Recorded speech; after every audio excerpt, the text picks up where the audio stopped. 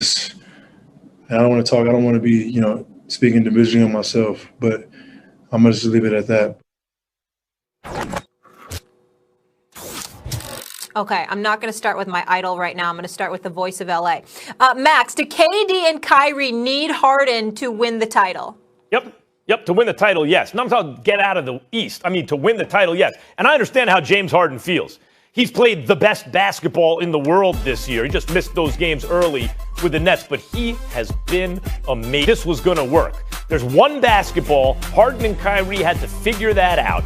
And listen, they go from, hey, can Kyrie and KD get past the Sixers if Embiid is healthy, right? The Bucks, you may say yes, but that's not a slam dunk, so to speak, let alone beating LeBron and AD in the finals? No, that ain't going to happen. Maybe they could get out of the East, maybe. They ain't beating LeBron and AD in the finals. But you add James Harden, I don't think they can be stopped if those three guys are playing. And it is a credit to James Harden and Kyrie Irving. I mean, KD, we already know, can fit into any team that ever lived. He's only going to be additive because he's so great in so many ways. But two ball-dominant backcourt players like Harden and Kyrie, for them to figure it out this quickly, my hat is off to them. The answer is they did need James Harden to win a title, and I believe with him, they will. Well, first of all, I don't believe Kyrie and James Harden can win a title without KD. But I think that KD can win a title without one of the two. Not both, but one of the two. One of the two. I think he can win a title. Either? I think he can win a title with either of them. I think KD with Kyrie can win a title. I think KD with James Harden can win a title. I don't think that Kyrie with James Harden can win the title. That's where I'm at with it, number one. Number two, to answer the question directly, James Harden is right.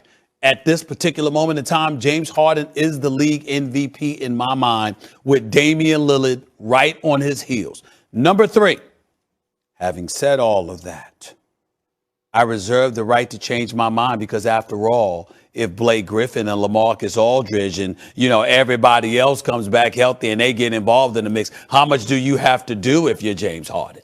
And so, as I'm concerned, the presence of all of those people could You're going to hold his teammates against him? Excuse me. I do have a vote. MVP voters, we take everything into consideration, and I will take everything into consideration. I know how great James Harden is. I voted for him years ago when he won the MVP award. He deserved it, okay? He was a top two. You're holding it against him that Blake and LaMarcus Aldridge would be on the team? No, I'm not saying that. They're not what they used to be. What I'm saying to you is that when you stack the deck and then the level of competition appears to have dissipated dramatically because nobody can hang with y'all, then I'm going to take that. You just admitted earlier in the show going to take that that's more of a negative for Blake and LaMarcus Aldridge than the Nets because they're name brands, but they're not the same players anymore. We're not talking about the Nets. We're talking about how an individual and an individual award looks. And I'll go back to your argument about Damian Lillard. If I'm looking at Damian Lillard, who played a chunk of time without C.J. McCullough, played a chunk of time without Nurkic, okay? Let's suppose, for example, that those two or somebody else or significant players goes down again, but Damian Lillard still looks like Damian Lillard. But Brooklyn is cakewalking through the rest of the season. Then I'm sorry. That ain't going to be because Blake and LaMarcus. It's going to be because of KD. Fine. What I'm saying to you is you throw everybody in the mix. I'm simply saying when you dramatically shift competitive balance, okay, that ultimately can end up, I'm not saying it will, but it can ultimately end up counting against you when the person on your heels is carrying the load and doing his thing too.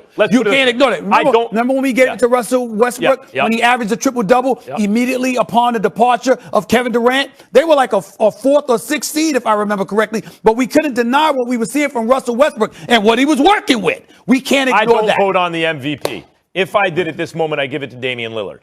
For what you just said. This is the argument I made the other day. Mm-hmm. He carried that team in the Western Conference without C.J. McCollum or Nurkic just before the Powell trade, right? So I think he has a hair little lead over not just James Harden, but also Jokic, who's had an amazing season. I'll say this. James Harden's right, though. He's been the best player in basketball this year. He just hasn't been with the Nets the entire time. But if you have to, for the first time in his career, even when he was winning MVP,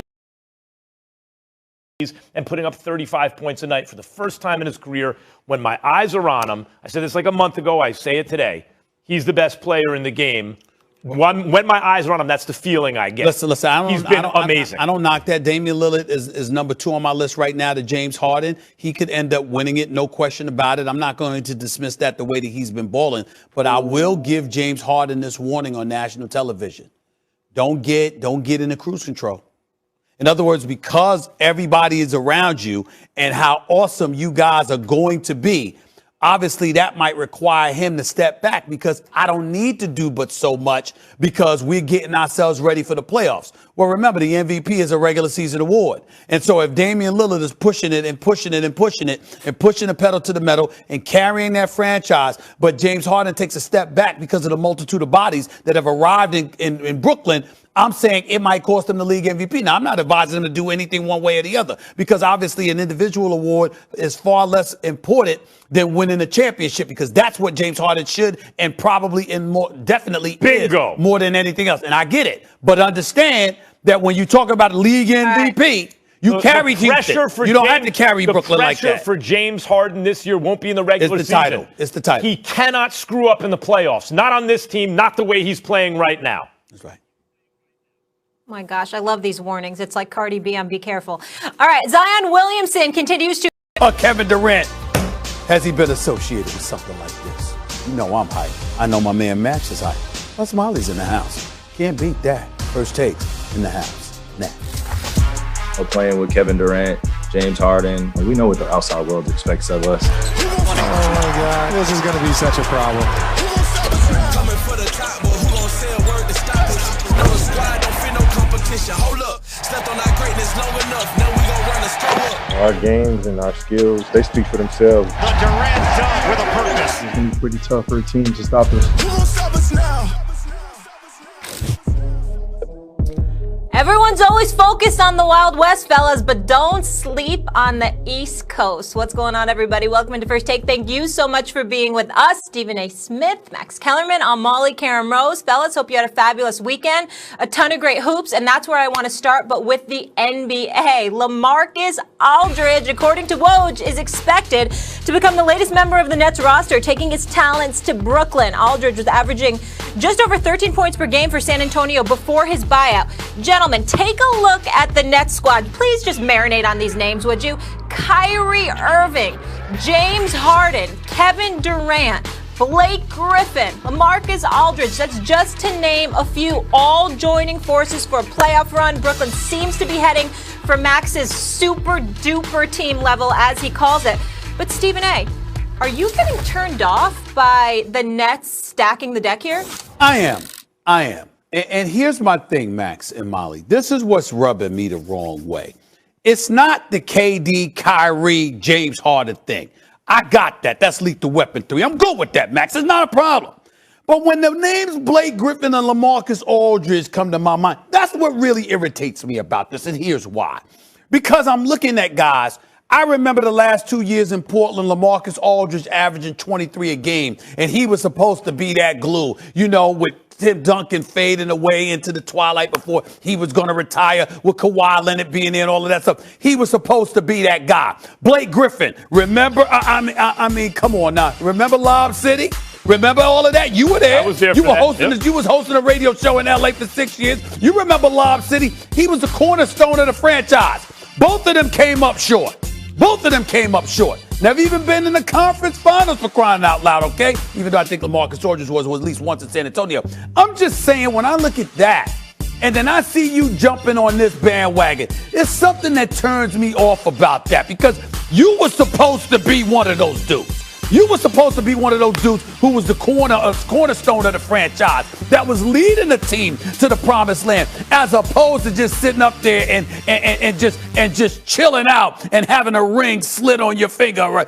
That's what I'm talking about. That's a turnoff for me. And again, with Kevin Durant, it's not fair, and I'll openly admit that to bring this up, but it's apropos only for